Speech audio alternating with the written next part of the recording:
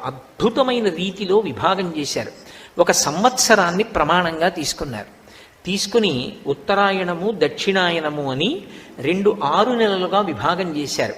ఇందులో దక్షిణాయనమంతా ఉపాసన కాలం, అంటే ఇప్పుడు ప్రారంభమైందే ఇదంతా ఉపాసన. ఉపాసన అంటే ఆసన అంటే కూర్చొనుట, ఉప అంటే దగ్గరగా భగవంతుడి గురించి ఎక్కువగా ఆలోచించి పుణ్యకర్మలు చెయ్యడానికి యోగ్యమైనటువంటి కాలమేదో దానికి దక్షిణాయనమని పిలుస్తారు. దక్షిణాయనము ఉత్తరాయణము. దక్షిణాయనమంతా దేవతలకి రాత్రి, ఉత్తరాయణమంతా దేవతలకి పగలు. దేవతల దృష్టిలో మనకొక సంవత్సరం అయితే వాళ్ళకొక రోజు అవుతుంది. అందుకని ముందు ఒక సంవత్సరాన్ని ప్రమాణంగా తీసుకుంటారు.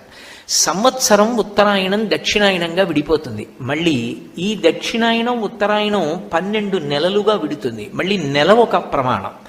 మళ్ళీ ఆ నెల శుక్లపక్షం కృష్ణపక్షంగా విడిపోతుంది.